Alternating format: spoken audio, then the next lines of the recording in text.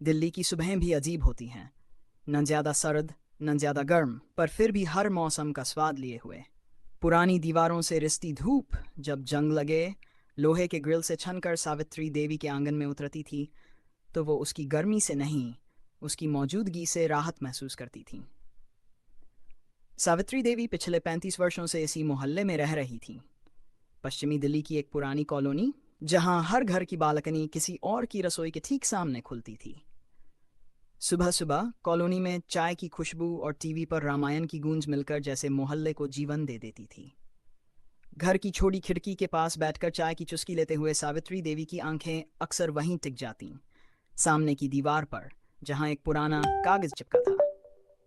ध्यान रखें, यह रिहायशी इलाका है, शोर न करें। लेकिन इस शोर से उन्हें कोई शिकायत नहीं थी। असल परेशानी थी घर के अंदर के सन्नाटे से। आज भी वही सुबह थी। चाय का प्याला पकड़े सावित्री देवी रसोई से निकलते हुए नीरा पर एक नज़र डालती हैं, जो अपने मोबाइल में कुछ देखती हुई रसोई की प्लेटें सजा रही थी। आज भी पोहा बनाया है? सावित्री देवी ने हल्के व्यंग्य से पूछा। जी मम्मी जी, आर्व को पसंद है। नीरा ने मुस्कुराने की कोशिश की, पर आंखों में थकान साफ छलक रही थी। हमें भी कुछ पसंद है या नहीं, पूछना जरूरी नहीं समझती। अब तो उन्होंने बुदबुदाते हुए कहा, और अखबार में आंखें गड़ा लीं। नीरा कुछ कहना चाहती थी, पर फिर चुप रह गई। बात बढ़ती तो दिन भर खटास रहती। अंकित को सुबह सुबह बहस पसंद नहीं थी, और सच कहें तो उसे अब कुछ भी पसंद नहीं था। न नाश्ता, न बातचीत, न ये घर। अंकित ऑफिस के लिए तैयार होकर आया तो हमेशा की तरह टाई ठीक करते हुए पूछा, मोबाइल चार्ज हुआ क्या मेरा? हाँ, रखा है आपके बैग में, नीरा ने जवाब दिया। और लैपटॉप? बैग में देख लो, नीरा ब्रुखेपन से बोली। तुम्हें क्या हुआ है? अंकित ने उलझे स्वर में पूछा। कुछ नहीं। कुछ नहीं मतलब कुछ तो है। रोज रोज ये मूड खराब क्यों रहता है? अगर मैं कहूँ तो सुनोगे? नीरा की आवाज़ कांपी। अंकित कुछ नहीं बोला, बस कुर्सी खींचकर बैठ गया और जल्दी जल्दी ब्रेड खाता रहा। सावित्री देवी अपने हिस्से की चुप्पी पीती रहीं, लेकिन उनकी आंखें नीरा पर टिकी रहीं। एक ऐसी बहू जिसे वो कभी अपनी बेटी मान नहीं सकी, और जो कभी खुद को इस घर का हिस्सा मान नहीं पाई। आर्व स्कूल के लिए तैयार हो रहा था। 10 वर्षीय मासूम सा बच्चा जो अब बोलने से ज्यादा चुप रहना सीख रहा था। उसे लगता था कि पापा, मम्मी और दादी, ये तीनों बस अपने अपने संसार में उलझे रहते हैं। आर्व की ड्राइंग कॉपी पर बने रंग भी अब फीके होते जा रहे थे। चलो आर्व, ऑटो आ गया, नीरा ने कहा और उसका टिफिन बैग में डाला। मम्मा, आज स्कूल में पेंटिंग कंपटीशन है, उसने धीरे से कहा। क्या? अच्छा, तो ब्रश वगैरह लिया? नहीं, आपसे ही तो बोल रहा हूँ। ओह, 1 मिनट देती हूँ। नीरा भागकर अंदर गई। सावित्री देवी ने टोक दिया, हर चीज में देरी। माँ बनने का मतलब सिर्फ जन्म देना नहीं होता, जिम्मेदारी निभाना भी होता है। नीरा की आंखों में नमी सी आ गई, पर उसने कुछ नहीं कहा। दिन चढ़ता गया। अंकित ऑफिस निकल गया, आर्व स्कूल चला गया और घर में रह गई सिर्फ दो औरतें, जिनके बीच की खामोशी एक दीवार बन चुकी थी। मम्मी जी, आज रात आपके लिए मूंग की दाल और लौकी बना दूं? नीरा ने कोशिश की। बना लो, वैसे भी तुम्हें जो मन आए वो ही बनता है। नीरा ने रसोई में जाकर दरवाजा थोड़ा सा बंद कर लिया। बाहर शांति थी और भीतर आंसुओं की आवाज़। उसने अपने मोबाइल पर मायके की तस्वीरें देखीं, माँ की मुस्कान, पापा की उदासी और भाई की मस्ती, और मन ही मन सोचा, काश वहां रुक जाती। शाम को अंकित जब घर लौटा तो थका हुआ और चुपचाप था। आज ऑफिस में क्लाइंट की डांट पड़ी थी। उसका मन था कि कोई उससे पूछे, सब ठीक है? लेकिन दरवाज़ा खोलते ही जो माहौल मिला वो वही था, भावहीन चेहरों का मेल। नीरा ने खाना परोसा। आज तो मेरा मन नहीं है खाने का, अंकित ने कहा। ठीक है, नीरा ने बर्तनों को उठाते हुए कहा। ठीक है क्या? कभी तुम पूछती क्यों नहीं कि क्यों नहीं खा रहे? एक बार भी? अंकित भड़क गया। जब भी पूछा आपने जवाब नहीं दिया, नीरा की आवाज़ भी उठ गई। बस, हर बार तुम जवाब देने लगती हो, समझने की कोशिश नहीं करती। और आप? क्या आपने कभी सोचा कि मैं दिन भर अकेले कितना कुछ झेलती हूँ? दोनों की आवाज़ें तेज होने लगीं। सावित्री देवी कमरे में आईं। चुप हो जाओ दोनों, बच्चा क्या सीखेगा? ये घर है या अखाड़ा? आरव दरवाजे के पास खड़ा था। वो वापस अपने कमरे में लौट गया, अपनी अधूरी पेंटिंग के पास। रात देर तक घर में खामोशी रही। नीरा छत पर खड़ी थी, दिल्ली की भीड़भाड़ और अनगिनत खिड़कियों को देखते हुए। हर खिड़की में एक कहानी चल रही थी, शायद दुख, शायद प्रेम, शायद अकेलापन। वहीं नीचे सावित्री देवी अपने कमरे में पुराने एल्बम देख रही थीं, शादी के, अंकित के बचपन के, और कुछ ऐसे फोटो जिनमें वो मुस्कराया करता था। उनकी आंखें भीग गईं। कहाँ खो दिया मेरा वो बेटा? क्या ये लड़की सच में उसे मुझसे दूर कर रही है, या मैं ही? उन्होंने खुद से पूछा। नीरा की उलझनें और बढ़ती जा रही थीं। वो समझ नहीं पा रही थी कि उसे खुद को सही साबित करना है या बस सहते रहना है। माँ की सिखाई बात उसे याद आई। हर रिश्ते में संवाद सबसे ज़रूरी होता है, वरना प्रेम भी दम तोड़ देता है। लेकिन जब संवाद की शुरुआत ही नहीं हो तो रिश्ते सिर्फ निभाए जाते हैं, जिए नहीं जाते। सास बहू के रिश्ते की खाई बढ़ती जा रही है। अंकित का मानसिक दबाव बढ़ रहा है और परिवार का संतुलन डगमगाने लगता है। छांव की तलाश। दोपहर के 2:30 बजे थे। दिल्ली की गर्मी बाहर भी थी और घर के माहौल में भी।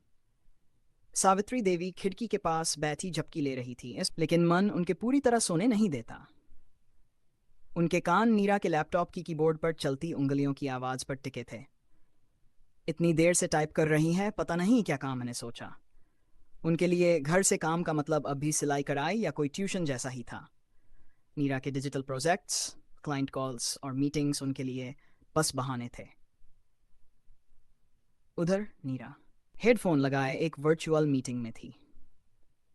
एक क्लाइंट अमेरिका से जुड़ा था और प्रोजेक्ट की डेडलाइन सिर पर थी। Look, I will share the revised social media plan by tomorrow morning, उसने अंग्रेजी में जवाब दिया। सावित्री देवी को वो अंग्रेजी समझ नहीं आती थी, लेकिन उसका टोन उन्हें चुभता था। वो महसूस करती थी कि घर में अब एक ऐसी भाषा उगाई है जिसमें न रिश्तों की गर्मी है, न समझदारी की मिठास। शाम को नीरा ने जैसे ही किचन में कदम रखा, सावित्री देवी ने टोका, आजकल घर के काम में मन ही लगता तुम्हारा? नहीं मम्मी जी, ऐसा नहीं है। तो फिर सब्जी क्यों नहीं बनी अब तक? और आरव को भी ट्यूशन जाना है। मैं देख रही हूँ सब। काम की मीटिंग थी थोड़ी लंबी। काम? कौन सा ऐसा काम है जो घर से भागना सिखा दे? सावित्री देवी अब खुलकर बोल रही थी। नीरा चुप रही। वो जानती थी कि हर जवाब एक नई बहस का बीज बन जाएगा। रात को अंकित घर आया तो पहले से ही थका हुआ था, लेकिन आज माँ ने पहल की। अंकित, कुछ बात करनी है। हाँ माँ, बोलो। नीरा को समझाओ। ये जो घर में नौकरानी जैसी हालत बना रखी है मेरी, अब बर्दाश्त नहीं होता। न बात करती है ढंग से, न काम में मदद। सब कुछ जैसे उसके हिसाब से ही होगा। अंकित चुपचाप सुनता रहा। मैंने कभी कुछ नहीं कहा माँ, नीरा ने पास खड़े खड़े जवाब दिया, लेकिन अब बात बात पर इल्जाम सहना मुश्किल हो गया है। मतलब अब तू जवाब भी देने लगी है? सावित्री देवी का स्वर तेज हुआ। जवाब नहीं दे रही, सिर्फ सच कह रही हूं। अंकित को गुस्सा आने लगा। बस करो दोनों, मैं हर रोज ये नाटक नहीं झेल सकता। माँ, तुम थोड़ी समझदारी दिखाओ। और नीरा, तुम्हें हमेशा खुद को सही साबित करने की जरूरत क्यों पड़ती है? क्योंकि कोई और मुझे सही मानता ही नहीं, नीरा का गला भर आया। अगले दिन आर्व स्कूल से कुछ बुझा बुझा सा लौटा। उसका मन खाने में नहीं लग रहा था। क्या हुआ बेटा? नीरा ने पूछा। कुछ नहीं। बोलो ना, कुछ तो हुआ है। स्कूल में आज दोस्तों ने कहा, तू तो वो है ना जिसके घर में हर वक्त लड़ाई होती है। नीरा का दिल बैठ गया। मैं चुप रह गया। मम्मा, मुझे अच्छा नहीं लगता अब घर आना। नीरा की आंखों से आंसू गिर पड़े। सावित्री देवी दरवाजे के पास खड़ी थीं। उन्होंने सब सुना, लेकिन कुछ नहीं कहा। उनके अंदर भी कुछ दरकने लगा। रात को अचानक एक बड़ा झगड़ा हुआ। अंकित ने ऑफिस की डेडलाइन के दबाव में गुस्से में मीरा को चुप रहने की धमकी दी। मैं थक चुका हूँ ये सब झेलते झेलते। तुम्हारी शिकायतें, माँ के ताने, ऑफिस की प्रेशर, कुछ समझ ही नहीं आता। नीरा ने धीरे से कहा, तो फिर सब मुझसे ही क्यों उम्मीद करते हैं? सावित्री देवी बीच में आई। क्योंकि तू घर की बहू है, जिम्मेदारी निभानी पड़ती है। मैं ही क्यों? क्या इस घर में और किसी को कुछ समझना जरूरी नहीं? बस बहुत हो गया, अंकित चीख पड़ा। नीरा ने धीरे से दरवाजे की तरफ देखा और बोली, मैं कुछ दिन मायके जा रही हूँ, मुझे भी सोचने का हक है। अगली सुबह नीरा सचमुच चली गई। आर्व ने जाते हुए पूछा, मम्मा, आप वापस आओगी ना? नीरा ने सिर्फ सिर हिलाया और पीछे पलटे बिना ऑटो में बैठ गई। घर अब शांत था, लेकिन वो शांति सुकून वाली नहीं, पछतावे वाली थी। सावित्री देवी ने महसूस किया, नीरा के बिना ये घर सिर्फ दीवारें बनकर रह गया है। बर्तन तो आज भी चमक रहे थे, पर रसोई में खुशबू नहीं थी। अंकित ऑफिस गया तो कुछ बुझा बुझा सा था। दिन भर मन नहीं लगा, मीटिंग्स में भी बस खामोशी से बैठा रहा। शाम को माँ ने उसके पास आकर कहा, बेटा, बात करनी है। हाँ माँ। मैंने शायद नीरा को कभी अपनाया ही नहीं, ये मेरी गलती थी। लेकिन अब समझ आ रहा है कि वो गलत नहीं थी, बस अलग थी। अंकित की आंखों में पानी आ गया। मैं भी कभी उसका साथ नहीं दे पाया। शायद मैं ही बीच में था, माँ और बीवी दोनों के लिए बोझ। नहीं बेटा, तू तो बस उलझा हुआ था, हम सब थे। कुछ दिन बाद नीरा वापस आई, पर इस बार खुद से एक वादा करके। वो बोली, मैं फिर से लौट आई हूँ, लेकिन इस बार हम सबको मिलकर इस घर को घर बनाना होगा। अकेले मैं कुछ नहीं कर सकती। सावित्री देवी पहली बार मुस्कुराई और कहा, तू जो चाहे वो बना इस घर को, लेकिन अब मैं तेरी मदद करूंगी। आरव पास खड़ा था, मुस्कुराते हुए। पहली बार उस घर में वो छांव लौटती दिखी थी जो बहुत वक्त से कहीं खो गई थी। भार्व की छुट्टियां शुरू हो चुकी थीं, लेकिन उसके चेहरे पर वो उत्साह नहीं था जो आमतौर पर गर्मियों की छुट्टियों में बच्चों के चेहरों पर झलकता है। वो ज्यादातर समय अपनी किताबों और खिलौनों से दूर रहकर खिड़की के पास बैठा रहता था, बिना किसी आवाज के, बिना किसी शिकायत के। नीरा ने लौटने के बाद घर में काफी कुछ बदलने की कोशिश की थी। खाना समय पर बनता, रसोई में हंसी की हल्की सी खनक सुनाई देने लगी थी, और सावित्री देवी भी अब छोटी छोटी बातों पर कम टोकती थीं। लेकिन कुछ तो अब भी अधूरा था, शायद संवाद का वो हिस्सा जो सिर्फ दिखावे से नहीं भरता। एक दिन नीरा ने देखा कि आरव अपनी पेंटिंग की किताब को घूरते हुए बैठा है, लेकिन उसमें कुछ भी रंग नहीं भर रहा। क्या हुआ आरव? पेंटिंग नहीं करनी आज? नहीं, मन नहीं कर रहा। पर क्यों? क्योंकि अब मुझे कोई रंग अच्छे नहीं लगते। आरव ने आंखें झुकाते हुए कहा। नीरा का दिल चीर गया। उसने धीरे से बेटे के कंधे पर हाथ रखा। बोलो ना बेटा, क्या बात है? आरव की आवाज़ टूटी टूटी थी। जब आप मायके चली गई थी मैं बहुत डर गया था। मुझे लगा था कि अब कोई भी घर में नहीं बचेगा जो मुझे समझेगा। मैं माफ़ी चाहती हूँ बेटा, पर मैं कभी नहीं चाहती थी कि तुम्हें अकेला महसूस हो। तो फिर आप क्यों चली गई? नीरा अब कुछ कह नहीं सकी। उसका गला भर आया। अगली रात एक बार फिर टकराव की चिंगारी उठी, इस बार मामूली बात से। नीरा ने अंकित को घर के राशन की लिस्ट दी और अंकित गुस्से में बोला, तुम खुद भी तो ऑनलाइन ऑर्डर कर सकती हो, हर बार मेरी ही जिम्मेदारी क्यों? नीरा चौंक गई। तुम ऑफिस से लौटते हो, खाली बैठते हो, तो मैंने सोचा साथ से कुछ ला दोगे। हर बात में टोकना जरूरी है क्या? सावित्री देवी रसोई से बाहर आईं। अरे, अब काम बांटने पर भी लड़ाई हो रही है क्या? मम्मी प्लीज, आप बीच में मत आइए, अंकित झुंझलाकर बोला। अरे तो अब बेटा माँ को चुप कराने लगा? बस फिर वही, हर बार मुझ पर ही इल्जाम। आरव दौड़ता हुआ बाहर आया। चिल्लाना बंद करो, प्लीज बंद करो, मुझे डर लग रहा है। सारी आवाजें अचानक चुप हो गई। रात को नीरा और अंकित आरव के कमरे में पहुंचे। वो चुपचाप अपने तकिए में मुंह छुपाए लेटा था। नीरा ने धीरे से कहा, बेटा उठो, देखो मम्मा पापा को। आपको नहीं देखना मुझे, आप लोग हमेशा लड़ते हो, मुझे आप दोनों से दूर जाना है। ऐसा मत बोलो बेटा। अंकित ने पहली बार बेटे का हाथ पकड़ा, बहुत प्यार से। तो फिर लड़ना बंद करो, हम वादा करते हैं। हम लड़ना बंद करेंगे, नीरा ने कहा। हम अब बात करेंगे, जैसे अच्छे दोस्त करते हैं, एक दूसरे को सुनेंगे, समझेंगे, अंकित ने अपने आंसू छिपाते हुए कहा। आरव ने धीरे से अपनी आंखें उठाईं। सच में? सच में? दोनों ने एक साथ कहा। अगले दिन सुबह सावित्री देवी अपने पौधों को पानी दे रही थीं। नीरा ने आकर पास में एक गमला रखा और खुद पानी डालने लगी। सावित्री देवी ने चौंक कर देखा। अरे तू ये सब?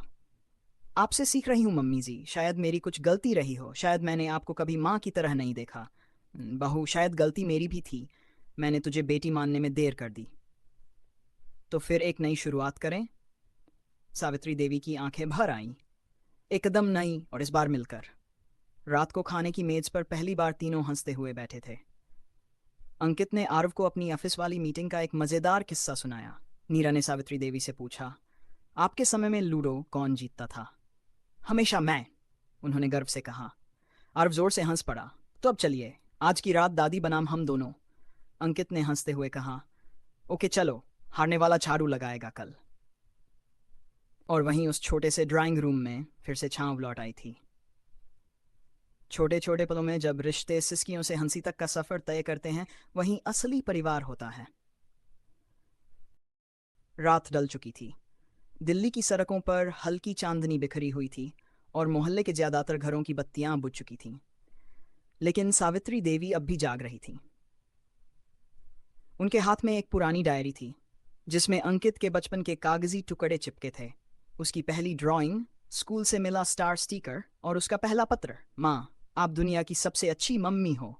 उन्होंने वो पन्ना चूमा और चुपचाप रो पड़ी। कब इतना बड़ा हो गया मेरा बेटा, और कब इतना दूर। दरवाजे की आवाज़ आई। अंकित भीतर आया। माँ, आप सोई नहीं अभी? सोने का मन नहीं कर रहा बेटा। अंकित उनके पास बैठ गया। थोड़ी देर दोनों चुप रहे। फिर अचानक अंकित बोला, माँ, मुझे माफ़ कर दो।